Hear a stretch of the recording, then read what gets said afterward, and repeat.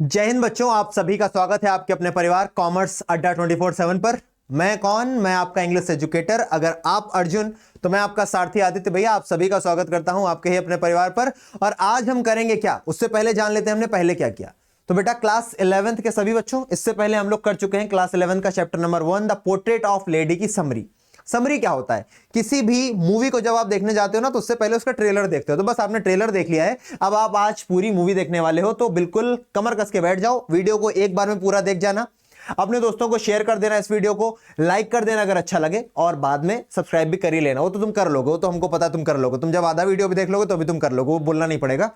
तो बेटा चैप्टर का नाम है द पोर्ट्रेट ऑफ लेडी और इसके राइटर हैं भाई खुशवंत सिंह। ठीक है ना, पढ़ते हैं चैप्टर की ओर। आप सभी इसका पहला पार्ट देख चुके होंगे, मैं ये होप करता हूं। अगर आपने नहीं देखा है तो प्लीज देख लें, क्योंकि फिर आप कहोगे भैया समझ में नहीं आया। समझ में आएगा, लेकिन अगर समरी देख के आओगे ना तो और अच्छे से समझ पाओगे। चलो करते हैं शुरुआत बेटा चैप्टर की। उससे पहले ये आप लोगों में से कुछ बच्चों के कमेंट से जो मैं आपको दिखाना चाहूंगा, तो कुछ बोलते हैं भैया भैया my English is weak but now I thought my English improving very well. Thank you भैया। भैया मुझे हर चैप्टर के क्वेश्चन आंसर मिल रहे हैं। वेरी नाइस क्लास भैया, सुपर क्लास यहाँ पर है भैया। Your short answer video and your class is very good. My English is weak, जो भी है ठीक है ना। चलो बहुत बहुत धन्यवाद आप सभी का। आप लोग लिख देते हो आदित्यम शरणम गच्छामि। बढ़ते हैं पढ़ाई की ओर, आ जाओ। तो class 11 the portrait of lady करते हैं बेटा शुरुआत एक सेकेंड में। हाँ जी आ जाओ। तो यहां पर क्या है भाई, my grand mother like everybody is grand mother was an old woman. अब आप देखो, आपके लिए मैंने क्या क्या खास कर दिया है, पहले मैं आपको वो भी उससे भी अवगत कराना चाहूंगा। देखो यहां पर कुछ ऐसे वर्ड्स लिख रखे हैं जो इंपॉर्टेंट है। यहां पर मैंने उनको क्या कर दिया है, उनको यहां पर मैंने ब्लू कर दिया है ताकि आपको अलग से दिख जाए। इनका आपको अगर एक्सट्रैक्ट बेस्ड क्वेश्चन पूछे जाएंगे तो इन्हीं का आपको सिनोनिम या एंटोनिम पूछ लेगा, मैं आपको यहीं पर बता दूंगा। ठीक है, ये लिखा हुआ है, आपको इसकी पीडीएफ भी मिल जाएगी टाइम टू टाइम, तो उसके लिए परेशान ना हो। My grand mother like everybody's grand mother was an old woman, है ना। मेरी जो ग्रैंड मदर थी, जो मेरी दादी थी, वो बाकी सबकी दादियों के तरीके एक बूढ़ी महिला है। She had been old and wrinkled for the 20 years that I had known her, है ना। वो पिछले 20 सालों से बुजुर्ग हैं और रिंकल्ड यानी कि चेहरे पर उनके क्या है, झुर्रियां हैं। देखो रिंकल का मतलब होता है हैविंग लाइंस और फोल्ड। जब आप बुजुर्ग होते हो तो आपके चेहरे पर कई सारे झुर्रियां आ जाती हैं, आपका चेहरा ढीला पड़ जाता है, खाल ढीली हो जाती है, इसलिए झुर्रियां चेहरे पर, मत्थे पर, हर जगह झुर्रियां आ जाती है, तो उसी को हम रिंकल्ड बोलते हैं। तो पिछले 20 सालों से जब से मैं उनको जानता हूं अपनी दादी को, तब से वो बुजुर्ग हैं और उनके चेहरे पर झुर्रियां हैं। आगे people said that she had once been young. People लोग क्या कहते हैं कि कभी वो जवान हुआ करती थी, एंड प्रिटी और सुंदर हुआ करती थी, and had ever a husband और उनका एक पति भी हुआ करता था। लोग क्या कहते हैं भैया, लोग कहते हैं कि वो पहले जवान हुआ करती थी, सुंदर हुआ करती थी और उनका एक पति भी था। मैं हंसा क्यों, क्योंकि ऑथर हंसता है। But that was hard to believe, लेकिन ये विश्वास करना बड़ा कठिन है, क्योंकि पिछले 20 सालों से मैं अपनी दादी को ऐसा ही देख रहा हूं, बुजुर्ग, वो 20 सालों से बिल्कुल ऐसी की ऐसी दिख रही हैं। तो बचपना उनका कैसे रहा होगा, वो कभी यंग कैसे रही होंगी, जैसे एक बच्चा नहीं क्वेश्चन करता है, वैसे ही ऑथर ने बताने की कोशिश की है। My grandfather's portrait hung above the mantelpiece in the drawing room. मेरे जो ग्रैंडफादर थे, मेरे जो दादाजी थे, उनका क्या, उनका जो पोर्ट्रेट है वो कहां पर टंगा हुआ है, मेंटल पीस। बेटा मेंटल पीस क्या है, a structure of wood, marble और stone above and around a fireplace. देखो जहां पर पहले आग जलाने की एक जगह होती, तो उसके ऊपर क्या भैया कोई जगह होती थी, या तो मार्बल की होगी या तो लकड़ी की होगी, तो वहां पर उनकी फोटो लगी रहती है। ठीक है ना। इन द ड्रॉइंग रूम ही वोर अ बिग टर्बन। उन्होंने क्या पहन रखा है, वोर, वियर होता है पहनना, वोर होती है वर्ब की सेकंड फॉर्म, और वोर्न WRN ये होती है वियर की थर्ड फॉर्म। ये अपने दोस्तों से जाकर के पूछना, मैं बता सकता हूं 90% दोस्त तुम्हारे इसका आंसर नहीं दे पाएंगे। अगर तुम मुझसे पूछोगे वियर की सेकंड और थर्ड फॉर्म बताओ, तो नहीं बता पाएंगे, वियर, वोर, वॉर्न। चलो, तो ही वॉर्न अ बिग टर्बन, उन्होंने एक बड़ी सी पगड़ी पहन रखी है, एंड लूज फिटिंग क्लोथ, और काफी ढीले ढीले से कपड़े पहन रखे उस फोटो में दादाजी ने। ठीक है ना। हिज लॉन्ग व्हाइट बियर्ड, उनकी जो लंबी सी सफेद दाढ़ी है, covered the best part of his chest, वो उनके जो सीना है ना उसका बेस्ट पार्ट, यानी जो वक्षस्थल ये वाला पार्ट होता है ना, चौड़ा होता था पहले लोगों का, तो उसको बेस्ट पार्ट ऑफ चेस्ट को क्या कर रही, ढक रही है। And he looked at least 100 years old, और मेरे दादाजी लगभग 100 साल बूढ़े दिख रहे हैं। आगे बढ़ते हैं,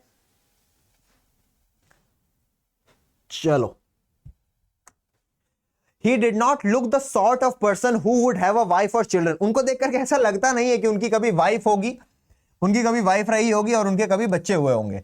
ही लुक्ड एज इफ, उनको देख करके ऐसा लगता है he could only have lots and lots of grand children, उनको देख के ऐसा लगता है कि उनके सिर्फ खूब सारे ग्रैंड चिल्ड्रन यानी कि पोते पोतियां होंगे। इतने ज्यादा बुजुर्ग हैं कि उनको देख के लग रहा है कि भैया इनका पत्नी तो हो नहीं सकती, इनके तो बच्चे भी नहीं होंगे, इनको तो केवल छोटे छोटे छोटे खूब सारे क्या होंगे, ग्रैंड सन और ग्रैंड डॉटर्स होंगी।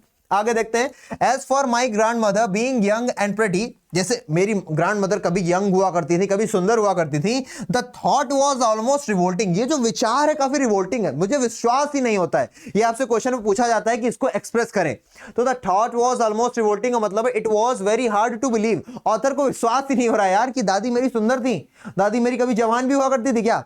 आगे देखते हैं, सी often told us of the games she used to play as a child, और वो ये भी बताती हैं कि जब वो बच्ची थी तो काफी सारे गेम्स खेलती थी।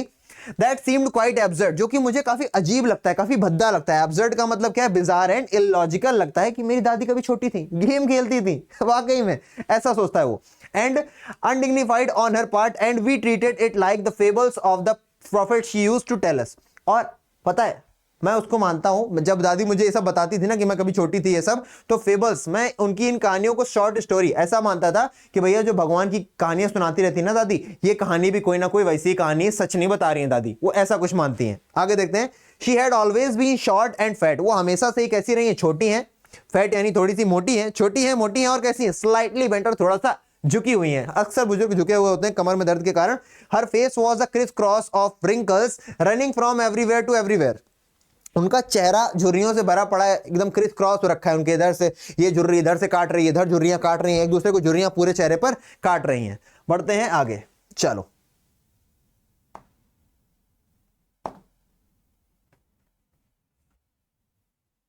चलो, तो no we were certain she had always been as we had known her, नहीं मैं इस बात में पक्का हूं, जैसा मैं उनको 20 साल से दे रहा हूं बूढ़ा बुजुर्ग, वो हमेशा से वैसी ही रही होंगी, बाकी दादी झूठ बताती हैं। Old, so terribly old that she could not have grown older, इतना ज्यादा बुजुर्ग है कि अब वो और ज्यादा बूढ़ी हो ही नहीं सकती हैं। क्या रहा है, वो इतनी ज्यादा बुजुर्ग है कि और ज्यादा बुजुर्ग नहीं हो सकती हैं। And had stayed at the same age for 20 years, और 20 सालों से वो एक ही उम्र पर हैं, वो एक जैसी दिख रही है पिछले 20 सालों से।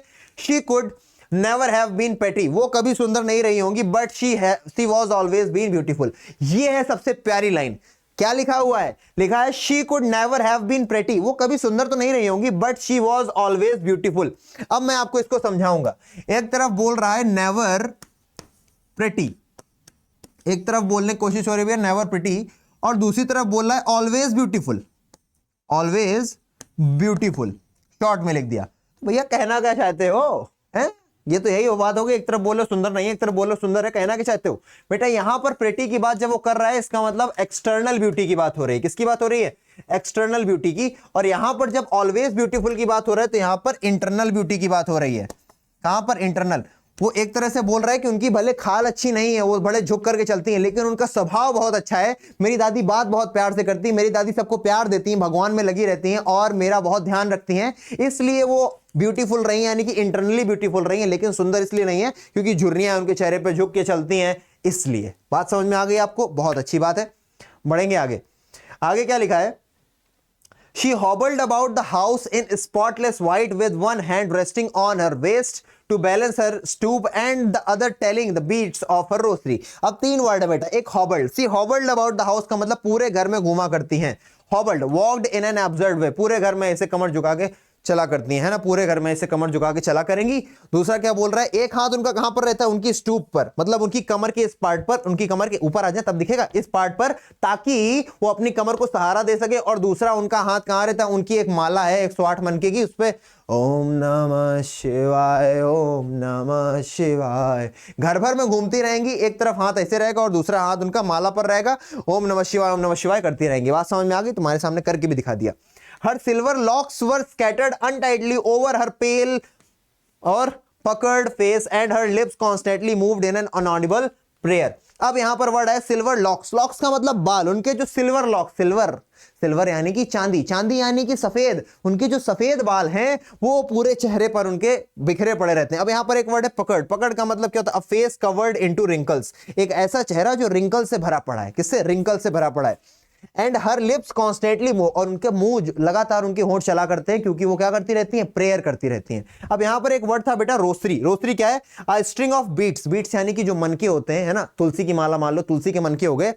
For keeping count of number of chants made for a religious prayer, है ना, जब आप कोई मंत्र पूजा कर रहे होते हैं, मान लो आपको 108 बार करना है, ओम नमः शिवाय, ओम नमः शिवाय, ओम नमः शिवाय, ओम नमः शिवाय, ओम नमः शिवाय, ऐसे 108 बार जब हो जाता है तो वो मनके की माला खत्म हो जाती है, वहां पर एक कोई गांठ आ जाती है तो आपको पता चल जाता है, तो उसका काउंट रखने के लिए। बढ़ते हैं आगे भाई, कितना प्यारा चैप्टर है ना, मजा आ रही है? अच्छा, मजा तो आ रही है, लेकिन हमको भी मजा आए उसके लिए बेटा सब्सक्राइब करो और ये घंटी दबा देना तेजी से, लाइक करना भूलो नहीं, और शेयर तो बेटा तुम जरूर करोगे अपने दोस्तों के साथ, करोगे? चलो बढ़ जाओ आगे, अभी जाना नहीं है, अभी बचा है। अब देखो,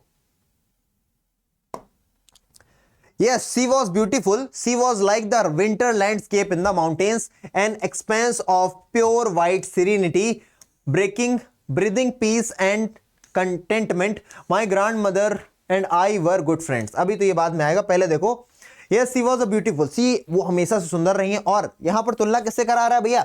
बोल रहा है विंटर लैंडस्केप। विंटर लैंडस्केप तुमने कभी देखा है ठंडियों में जितने भी पहाड़ होते हैं सब सफेद सफेद बर्फ से जम जाते हैं, सब सफेद दिख रहे होते हैं। दादी को ऐसा क्यों बोला भाई? क्योंकि दादी सफेद साड़ी पहनती, हम सभी जानते हैं हिंदुइज्म में जब महिलाएं विधवा हो जाती है सफेद साड़ी पहननी होती है, उनके बाल भी सफेद है तो पूरी सफेद सफेद दिखती हैं, और चूंकि वो पूजा किया करती हैं तो एकदम ऐसा लगता है जैसे शांतमयी कोई घाटी है और पूरे घर में घूम रही है। बात समझ गए? गुड।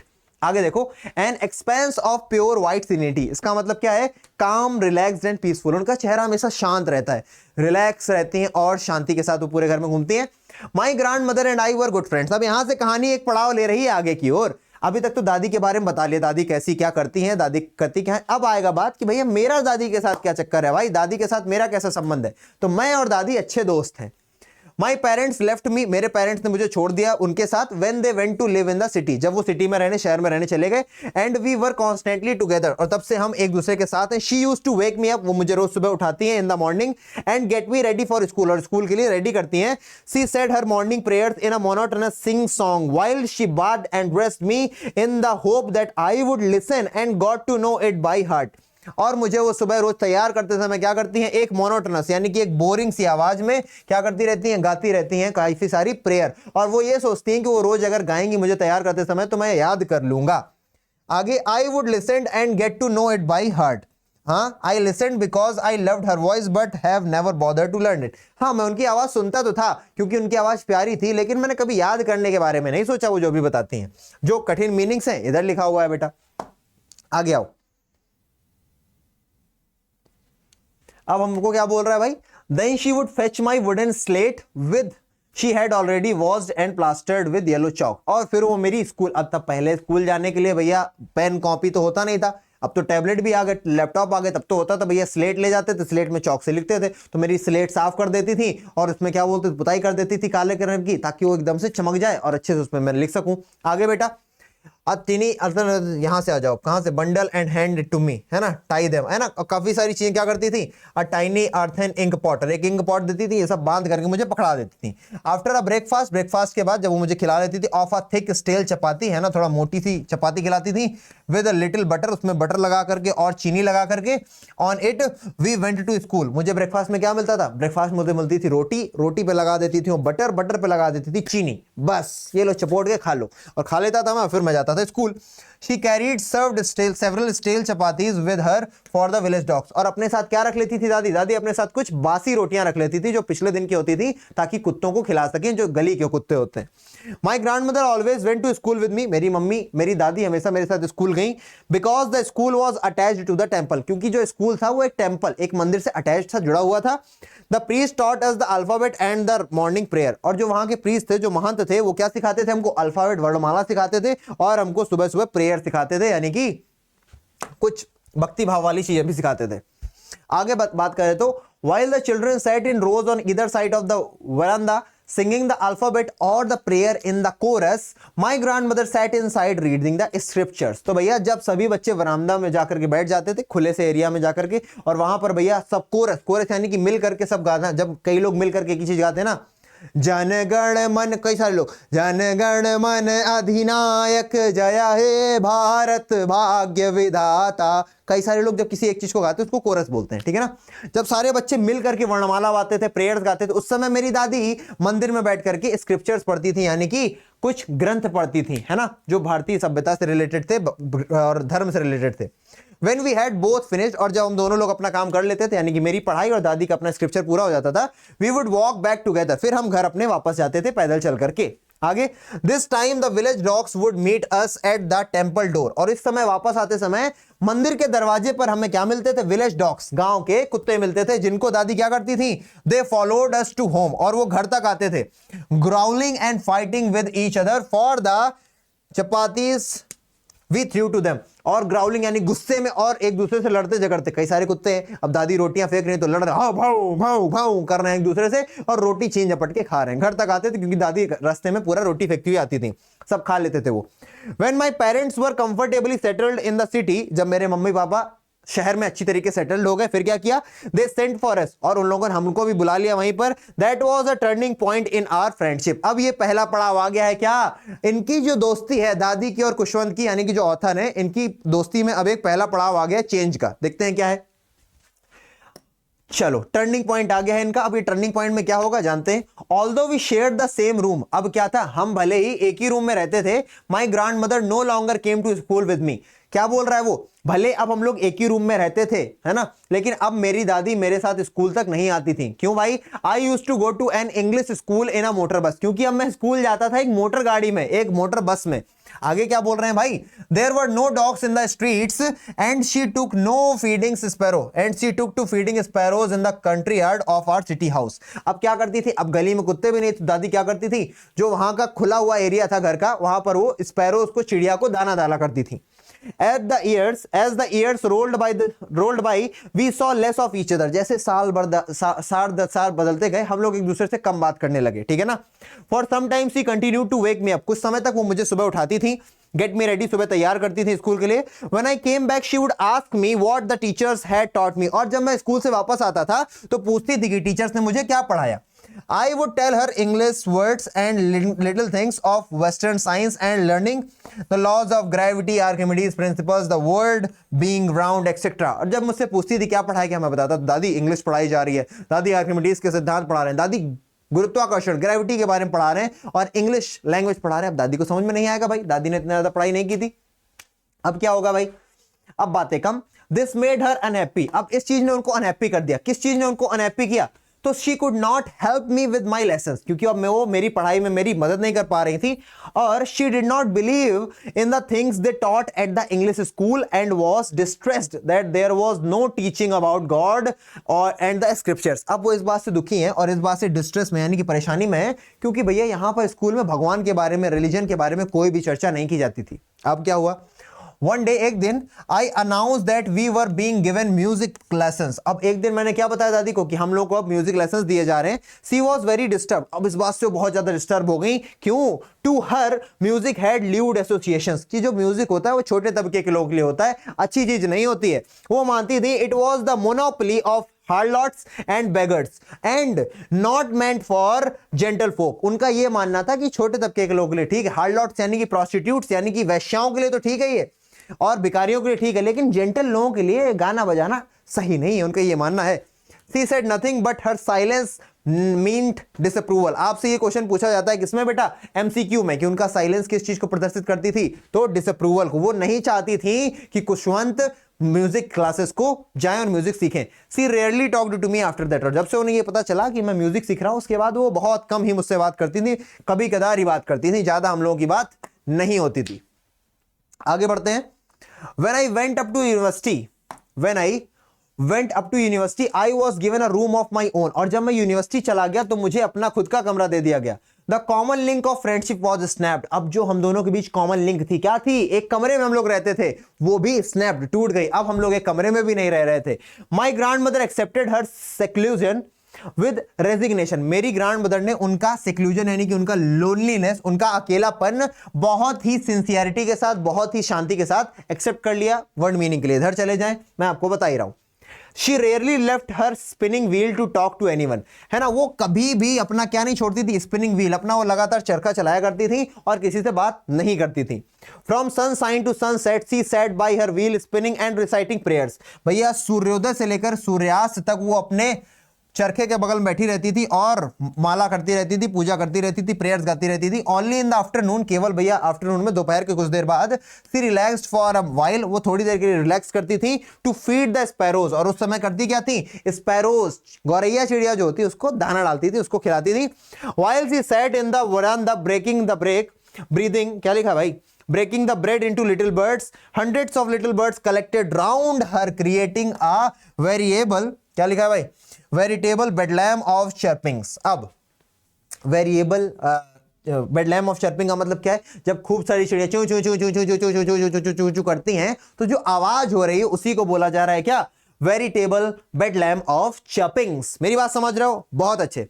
यहां पर आ गया while she sat in the veranda, अब जो वरांदा में जाकर के बैठ जाती थी, है ना, और तोड़ने लगती थी दाना, तो उस समय कई सारी सैकड़ों चिड़िया, है ना, हंड्रेड्स यानी कि इनटू 100 काफी सारी चिड़िया आ जाती थी, लगभग सैकड़ों चिड़िया आ जाती थी और क्या करती थी, उनके चारों ओर आकर के बैठ के चू चू चू चू चू चू करने लगती थी, खूब सारी आवाजें निकालती थी, जिसको बोला गया है वेरिएबल बेडलैम ऑफ चर्पिंग्स। यहां पर भी देख लोगे बेटा, यहां पर नहीं लिखा है, चलो हमने बता दिया।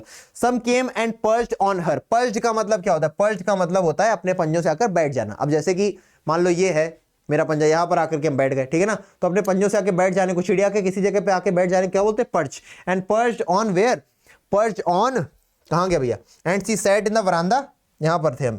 पर्च्ड ऑन हर लेग्स, उस दादी के पैरों पे आके बैठ जाती थी, कुछ चिड़िया उनके कंधों पर बैठ जाती थी, कुछ चिड़िया कहां बैठ जाती थी, उनके सर पर भी बैठ जाती थी। और दादी क्या करती थी, मुस्कुरा देती थी, लेकिन कभी भी उनको शू नहीं करती, शू शू चली जाओ ऐसा नहीं करती थी। She never shoot them away, it used to be the happiest hour of the day for her, उनके लिए, दादी के लिए दिन का पूरा हैप्पीएस्ट आवर होता था, हैप्पीएस्ट घंटा होता था।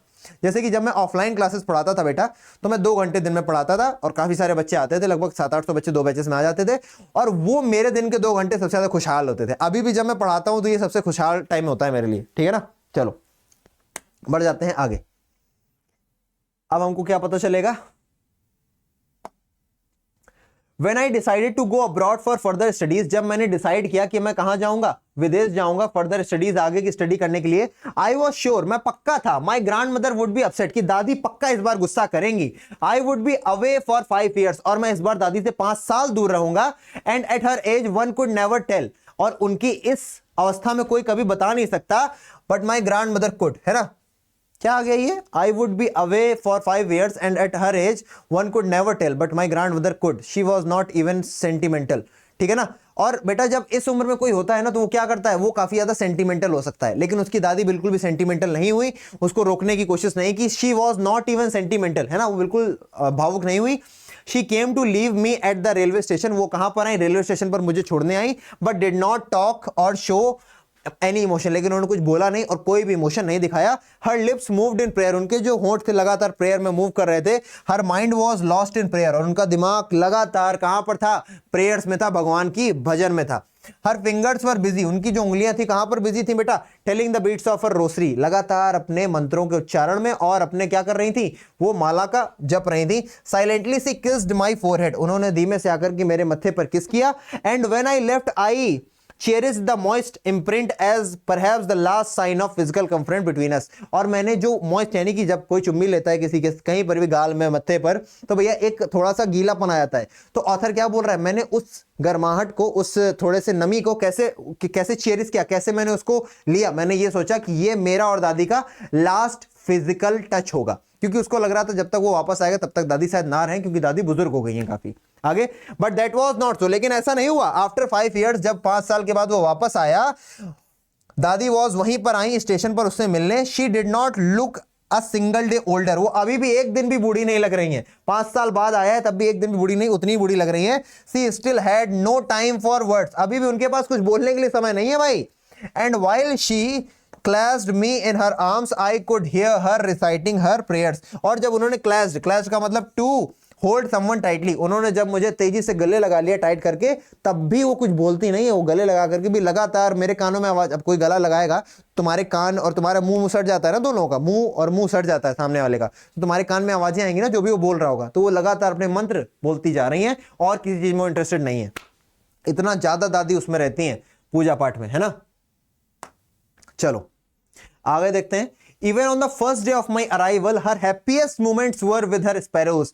हालांकि जब मैं पहला दिन है मेरा, मान लो 5 साल बाद मैं आज आया हूं, और आज भी दादी का सबसे ज्यादा हैप्पीएस्ट मोमेंट कब है?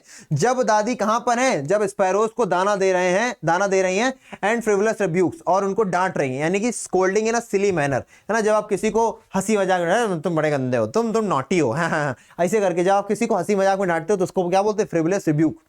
दादी, अब मैं इतने सालों बाद आया हूं घर, 5 साल बाद आया हूं, अब तो कम से कम दादी को मेरे साथ बात करनी चाहिए थी, लेकिन दादी के लिए अभी भी क्या ज्यादा इंपॉर्टेंट है? दादी के लिए अभी भी ज्यादा इंपॉर्टेंट, ज्यादा खुशहाल पल वही हैं जो दादी उन चिड़ियों के साथ बिता रही हैं। ठीक है, बहुत अच्छे। इन the evening a change came over हर, लेकिन आज शाम को एक चेंज हुआ है जो पिछले 20 साल, फिर 5 साल जब मैं अब्रॉड रहा तब भी नहीं बदला, 25 सालों से जो चीज उन्होंने नहीं की वो आज हुई। क्या? शी डिड नॉट प्रे, आज शाम को उन्होंने पूजा नहीं की। She collected the women of the neighborhood, got an old drum and strapped to sing। भैया वो उन्होंने पड़ोस की महिलाओं को इकट्ठा किया, एक ढोलक लाई और ढोलक बजाने लगी। किस लिए? क्योंकि भैया मैं वापस आया था। जब लोग वापस आते हैं तो पहले ढोल नगाड़े बजते थे। जब आपने अगर देखा होगा कई सारी मूवीज में, राजा फलाने फलाने पधार रहे हैं, तुम टुडुम टुम टुडुम टुम टुम टुडुम टुम टुम, भैया आरती की थाली आ रही है ना, टीका लग रहा है भैया, फूल पड़ रहे हैं। जब राजा महाराजा कहीं से जीत करके आते तो उनके लिए ये सब किया जाता। तो उसी तरीके उनकी होम कमिंग, वापसी में गाने बजाए जाते थे उनके लिए, क्या बोलते, घर में दावत रखी जाती थी, एक्सेट्रा एक्सेट्रा। तो वही कर रही है दादी। For several hours she thumped the she thumped some the sagging skins of the dilapidated drum and sang the homecoming of warriors। भैया बहुत देर तक तो उन्होंने क्या कि, डिलैपिडेटेड का मतलब क्या होता है? काफी ज्यादा जर्जर हो गया, खराब हो गया है, ओल्ड एंड ब्रोकन, टूट गया है। जो ढोलक खराब हो गई है, उसी ढोलक स्किन होती है ना, कभी बकरे की स्किन होती, कभी किसी की, तो उसको लगातार पीट रही, गाने गा रही हैं। और कौन से गाने गा रही हैं? होम कमिंग ऑफ वॉरियर्स, जब योद्धा वापस आते हैं जो गाने गाए जाते हैं वो वाले गाने गा रही हैं। That was the first time since I had known her that she did not pray. जब से मैं उन्हें जानता हूं, बचपन से लेकर अब तक, मैंने पहली बार देखा कि उन्होंने प्रेयर नहीं की। The next morning she was taken ill, अगले ही सुबह उनको बुखार आ गया। अब it was a mild fever and the doctor told us that it would go. ये हल्का फुल्का बुखार था और डॉक्टर ने हमसे बोला कि ये चला जाएगा, परेशानी वाली कोई बात नहीं। लेकिन सुनो आगे, but my grand mother thought differently, she told us that her time was near। लेकिन दादी ने अलग तरीके से उसको बोला। दादी इतना पूजा पाठ में थी, उनको यह भी पता था कि उनका अंतिम समय कब आएगा। डॉक्टर बोल के गया कि ये हल्का बुखार है, लेकिन दादी क्या कह रही हैं? दादी कह रही हैं कि नहीं, मेरा समय आ गया है, अब मैं भगवान के पास जाने वाली हूं। अब देखो क्या होगा भाई। अरे आ जाओ भाई, इतना इंपॉर्टेंट है भी। हाँ, she said that since only a few hours before the close of the last chapter of her life she had omitted to pray, she was not going to waste any more time talking to us। उन्होंने क्या कहा कि अभी कुछ ही समय पहले, पिछली रात उन्होंने क्या किया, खूब ढोलक बजाई थी, प्रार्थना नहीं की, तो उन्होंने कहा कि मैं पहले अपना समय बहुत बर्बाद कर चुकी हूं और अब अपना पूरा समय मैं प्रेयर्स को देने वाली हूं, है ना, और किसी से बात नहीं करूंगी, एनी मोर टॉक नहीं करूंगी। वी प्रोटेस्टेड, हम सभी ने उनसे बहस की, अरे ऐसे कैसे दादी, अगर आपको लगता है कि आप मरने वाली तो हमसे बात क्यों नहीं करोगी, हम तो आपके सबसे ज्यादा प्यारे हैं। लेकिन उन्होंने कुछ नहीं सुना। But she ignored our protest, उन्होंने कुछ नहीं सुना। अरे जाओ बातें करते रहो। प्रोटेस्ट का मतलब टू से और show that you do not approve, क्योंकि दादी कह रही है कि हमको पूजा करनी है, और ये क्या कह रहे हैं सभी के सभी, कुशवंत और कुशवंत की मम्मी पापा, वो कह रहे हमसे बात तो करो, कम से कम कुछ बातें तो कर लो, अगर ऐसे ही लगता कुछ नहीं होगा आपको अम्मा, सब सही हो जाएगा। पर दादी कह रही ना, हमको पूजा करनी है, हट जाओ। Even before we could suspect, her lips stopped moving and the rosary fell down from her lifeless fingers। इससे पहले कि हम इस बात को जान पाते, उनके होंठ चलना बंद हो गए, उनकी प्रेयर्स रुक गई, उनके बेजान हाथों से उनकी माला गिर गई और वो भगवान को प्यारी हो गई, परलोक से धार गई। A peaceful pallor spread on her face and we knew that she was dead. उनके चेहरे पर क्या पसर गया? Pale colouring of the face specially because of illness. उनके चेहरे पर एक शांतमयी पीलापन छा गया था, क्योंकि अब वो जा चुकी थी और अब हमें सभी को पता लग गया था दैट शी वॉज डेड। अब दादी नहीं रही। अब क्या होगा? We lifted her off the bed, है ना, we lifted off the bed, अब उनको बेड से उठाया, बिस्तर से उठाया, एज इट्स कस्टमरी, जैसा कि रीति रिवाजों में होता है भैया, laid her on the ground, उनको जमीन पर लिटाया, and covered her with a red shroud, और उनको एक लाल कपड़े से लपेट दिया। ऐसा ही होता है ना कि भैया फिर बेड पे नहीं, जमीन पर रखा जाता है डेड बॉडी को, लपेट करके उनके सारे जो भी कोई कपड़ा, सफेद कपड़ा है लाल कपड़े से। After a few hours of morning we left her alone to make arrangements for her funeral. क्या बोल रहे हैं भाई, after a few hours of morning, कुछ देर बाद जब हम लोग रो रहे थे, बिलख रहे थे, परेशान हो रहे थे, वी लेफ्ट हर अलोन, हम लोगों ने क्या किया, अकेला छोड़ दिया, to make arrangements for her funeral, funeral की तैयारी के लिए उनको वहीं पर रख करके हम सभी लोग अपने काम पर लग गए, ताकि उनका अंतिम जो शव यात्रा है उसको अच्छे से किया जा सके। In the evening we went to her room with a crude stretcher to take her to be cremated, और शाम को हम एक स्ट्रेचर लेकर के गए, वो जो नहीं लकड़ी की बन जाती है बेटा, लकड़ी की वो जो स्ट्रेचर बनती है उसके ऊपर रख करके उनको लेने के लिए गए। The sun was setting and had lit her room and veranda with a blaze of golden light, जो सूरज था वो ढल रहा था, और जो ढलती हुई रोशनी होती काफी चमकने वाली होती है, काफी पीली पीली सी होती है, तो वही बोल रहे हैं भैया with a blaze of golden light, और उनका कमरा एकदम गोल्डन गोल्डन सुनहरा सा चमकने लगा था जब सूरज ढल रहा था। We stopped halfway in the courtyard, और हम लोग आधे रास्ते पे ही कोर्टयार्ड में रुक रहे।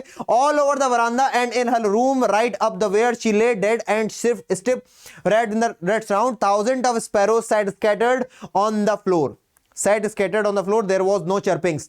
हम लोग आधे रास्ते पे ही रुके, जहां पर वो दाना डाला करती थी वहां पर हजारों चिड़ियां आज आई हुई थी, और कोई भी चिरपिर नहीं कर रही थी, कोई भी चू चू जो भी आवाज करती है नहीं कर रही थी, सारी की सारी चिड़ियां वहां पर शांत आकर के केवल बैठी हुई थी। सोचो क्यों बैठी हुई थी, अभी पता चलेगा। We felt sorry for the birds, हम सभी ने बर्ड के लिए, चिड़ियों के लिए सॉरी फील किया। हमें यह लगा कि चिड़ियां भूखी होंगी, रोज आ जाती हैं, शायद इसीलिए आज आई हैं, तो हमें लगा यार चिड़ियों को दाना दे देते हैं। माई मदर, कुशवंत यानी कि ऑथर की मदर ने क्या किया, fetched some bread for them, कुछ टुकड़े डाल दिए भैया ब्रेड के, लेकिन हुआ क्या, she broke it into little crumbs and the way my grandmother used to and threw it to them. रोटी लेकर के आई मेरी मम्मी, उन्होंने कई सारी रोटियों को तोड़ा और जैसे मेरी दादी फेंकती थी वहां पर वैसे ही छोड़ दिया। हुआ क्या, लेकिन the sparrows took no notice of the bread, एक भी चिड़िया ने नोटिस ही नहीं किया कि वहां पर क्या ब्रेड डाली जा रही है। क्या समझ रहे हो तुम, वो वहां पर ब्रेड के लिए नहीं आई थी, किस लिए आई थी फिर। When we carried my grandmother corpse off, they flew away quietly. Next morning the sweeper served the bread crumbs into the dustbin. हुआ क्या, जैसे ही हमारी दादी को वहां से ले जाया गया उस स्ट्रेचर से, सारी की सारी चिड़ियां बिना आवाज के उड़ करके चली गई। वो सब भी वहां दुख मनाने आई थी, वो सब भी अपनी प्यारी दादी से अंतिम बार मिलने आई थी, वो खाना खाने नहीं आई थी। जानवरों में भी प्यार होता है, और ये सच्ची घटना है, अपनी दादी के ऊपर लिखी गई। समझ रहे हो, एनिमल्स तक इतना प्यार कर सकते हैं तुमको, सोचा था तुमने। Next morning the sweeper swept the bread crumbs into the dustbin, और अगली ही सुबह स्वीपर ने क्या किया, जो ब्रेड क्रम्स, जो ब्रेड के टुकड़े थे उनको डस्टबिन में डाल दिया, क्योंकि एक भी चिड़िया ने एक दाना नहीं खाया था। कितना प्यारा चैप्टर है। अगर आपको ये चैप्टर पसंद आया, आपको एक एक बात समझ में आई, तो आप लोग कमेंट सेक्शन में जरूर बताना। अंतिम क्षण कक्षा में जरूर लिखना, सब्सक्राइब करना, ये बेल की घंटी दबाओ, लाइक करते नहीं हो बेटा कर दिया करो, और शेयर जरूर करो अपने दोस्तों को, क्योंकि बहुत बढ़िया तरीके से एक्सप्लेन करता हूं और आपको हाईलाइटेड कर करके लाता हूं वही इंपॉर्टेंट वर्ड्स। यहां पर आपको इंपॉर्टेंट वोकैबुलरी भी देता हूं जो आपको एक्सट्रैक्ट में सिनोनिम और एंटोनिम पूछी जा सकती है। ठीक है, एट लास्ट आप सभी का बहुत बहुत धन्यवाद। ऐसे ही हंसते मुस्कुराते रहो, सीखते रहो, अपने शरीर का ध्यान रखो, अपना और अपनों का ख्याल रखो। मिलते हैं अगली क्लास में, तब तक के लिए जय हिंद।